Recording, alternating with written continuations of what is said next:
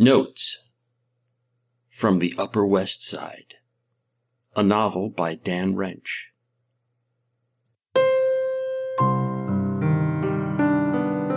Chapter 89, What Normal Guys Want.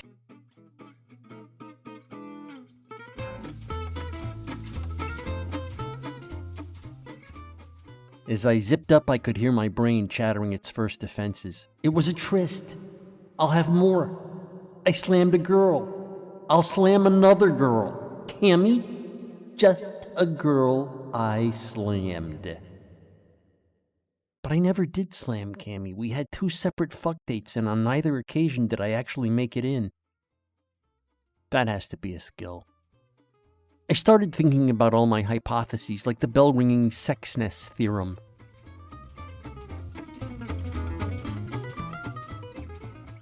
How with Cammy the sex went to my core, like the bell was in my head somewhere and connected to my overheated thunder gun. I had another metaphor too, it was the candle wick. I think I mentioned that before in one of the chapters describing my naive and happy days. And Jessica said it was ecstasy.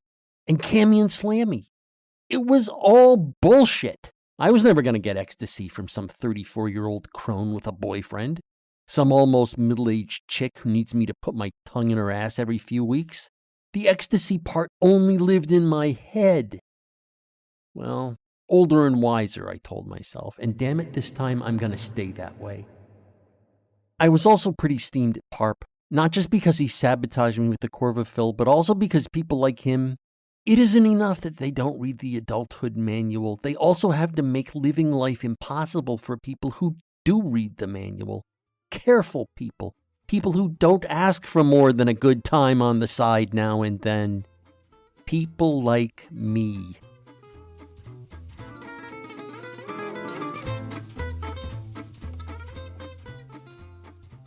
Parp has to smash every window in every normal house. Why?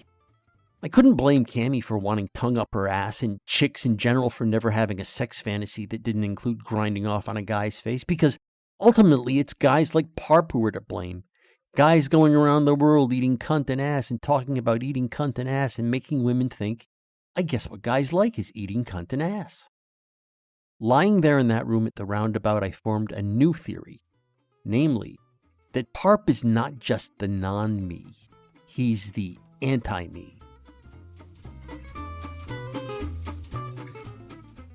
And it's up to normal guys to expose him for the emotional leper he is. Neurotic. Obsessed. Chicks want Parp? No normal chick wants Parp. He is the ogre hiding in their hell dreams. Just ask any chick who's had to scrape him out from under her fingernails. There's a good chance I have her phone number. We're probably schmuckbook friends. It was like I could hear an alarm ringing. Like the alarm the kooks are always talking about before they go off and start buying guns to shoot trespassers. It came to me like a message from a being in another dimension with nothing better to do than watch and shake his head while I am humiliated in a big city hotel room. A message that says Parp and his tribe are a public health hazard that we as a society need to eradicate. A message that says I'm one of the few people to know about it. One of the few people, maybe the only person, positioned close enough to Parp to stop him.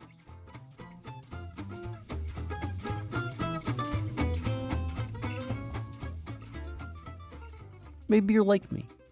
A little. You know a guy who's a psycho and a sociopath.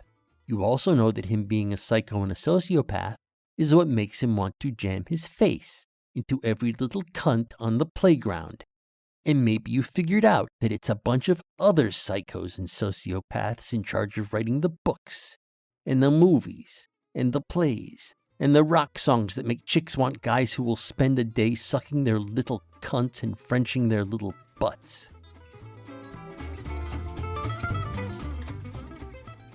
Isn't it your job? Isn't it your responsibility, if you know it's a psycho world that wants all of this for chicks, to yank these chicks aside and say, hey, this is not what normal guys want. And ladies, I'm telling you, you want normal guys. You want guys who are not going to spaz out. and disappear on you because you're no fun anymore, you know? Guys who say sayonara and march away because they've tasted your clit already and now they want to taste other clit. That's what I felt like lying there on the bed with the covers barely rumpled after Cammy stormed out. I was a Minuteman. One of those guys chosen by fate to go out riding around and warning people it was time to start shooting the guys in the red coats and compression fit t-shirts. And hey, like I said, I'm a liberal. I think if you want to do something with somebody, you should be able to do it. Unless you're trying to sell them something at a price the community thinks is unfair.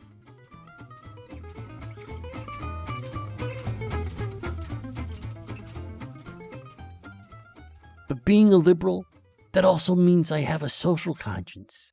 It means that instead of moping around about how chicks want some perverse indulgence I can't give them, I should maybe be grabbing those chicks and shaking them up a little and trying to straighten them out. Instead of me lying there whimpering, I should have been explaining to Cammy that she shouldn't want some guy who thinks it's okay to pretend his face is being raped by a little girl. You know?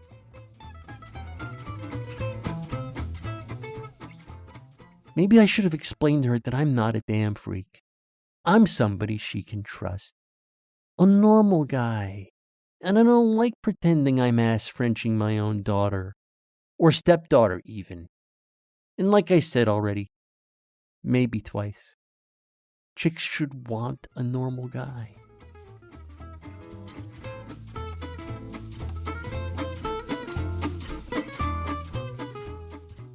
Notes from the Upper West Side is a work of fiction.